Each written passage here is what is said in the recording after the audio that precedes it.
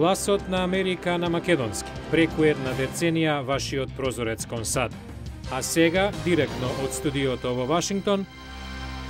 Добро вечер, ова е Newsflash, ТВ журналот на Гласот на Америка на македонски, а јас сум Јулија Велковска. Американскиот председател Барак Обама врши нов притисок за реформа на имиграционите закони. Вели, токму имигрантите ги направија САД посилни и понапредни. Започнуваме со вестите. Обама во говорот во Ел Пасо, Тексас, на границата со Мексико, рече дека сегашниот имиграционен систем не функционира и дека и штети на економијата поради можноста недокументираните работници да бидат експлоатирани, а со тоа компаниите кои ги почитуваат законите како и легалните имигранти да бидат на удар на неправедна конкуренција. Обама предлага систем што на проценетите 11 милиони недокументирани имигранти ќе има возможни да се пријават за државјанство, а на студентите од странство ќе им олесни да добијат работа и започнат бизнис во САД.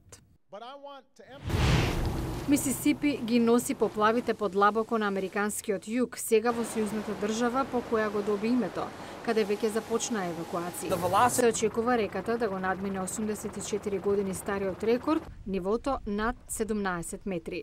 Следна на удар е сојузната држава Луизијана. По елиминацијата на Осама Бин Ладен, рейтингот на председателот Обама скокна на највисоко ниво во последниве 2 години.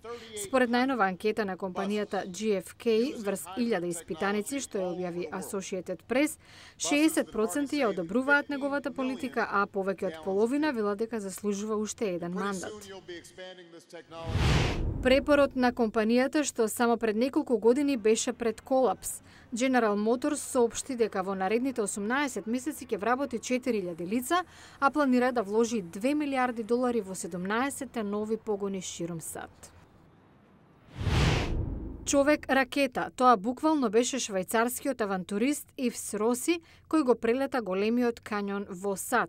Скокна во кањонот од хеликоптер, леташе 8 минути, достигна брзина од 305 км на час и на крај се спушти на дното со кус коментар. Ова е незаборавно доживување.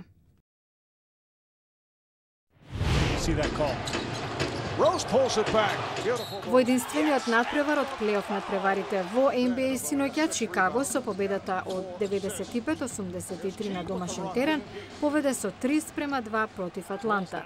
Следниот меч е утре во Атланта и Чикаго со евентуална победа ќе ја завери визата за финалето на Источната конференција.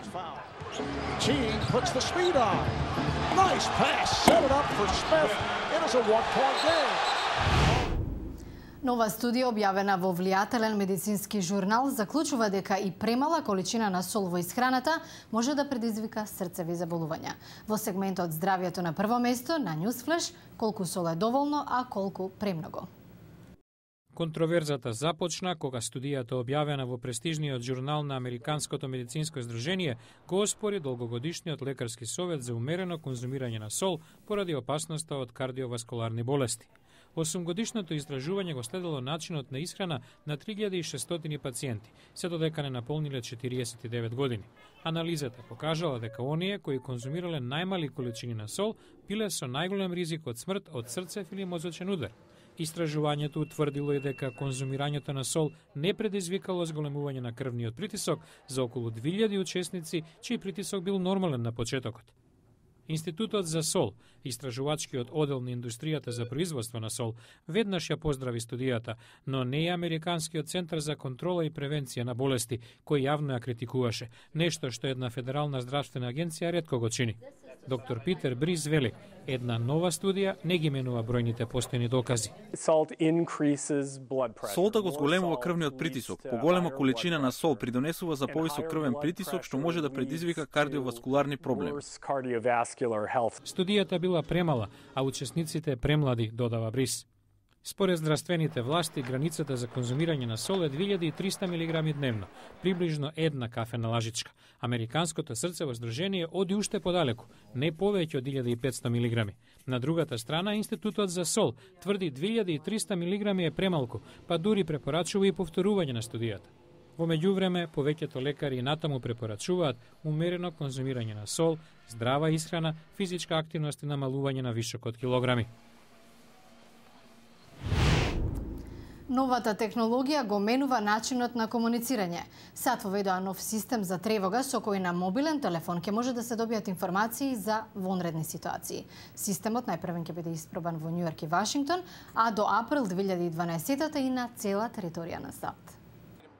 Градоначалникот на Њујорк Мајкл Блумберг, придружен од представници на федералната влада и директори на компании за мобилни телефони на местото на Светскиот трговски центар, ја промовираше персоналната локализирана мрежа за тревожење, или скратено план. Со неа корисниците на мобилни телефони бесплатно ќе добиваат известувања за безбедносни закани и други вонредни ситуации. Доколку луѓето треба да преземат мерки на заштита, системот прецизно и навреме ќе им даде информација што може да сочува безброј животи. Пораките ќе бидат локализирани преку употреба исклучиво на локални мобилни предаватели. Ќе ги предупредуваат жителите на опасност од торнада до тероризам и ќе даваат упатства што треба да се стори. Сите главни мобилни компании во САД учествуваат во план.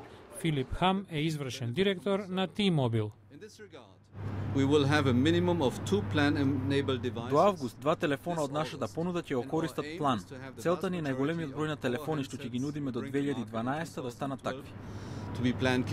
План беше промовиран на терасата што фрла поглед на Ground Zero, местото на терористичките напади од 11 септември 2001. Првиот човек на Федералната комисија за комуникации, Џулиус Геначовски, рече дека Америка извлекла поука од трагедијата за важноста на комуникационата технологија во кризи и катастрофи.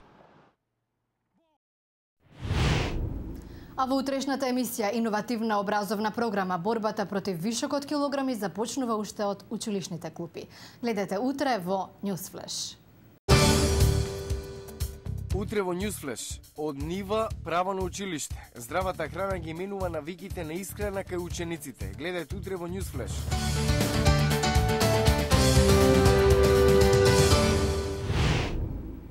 Од студиото во Вашингтон го гледавте Newsflash на гласот на Америка на македонски, а со вас во оваа емисија беше Јулија Велковска. А за најнови содржини продолжете да не следите на нашата веб страница glasnaamerika.com. Ви благодарам на вниманието и гледајте ни утре.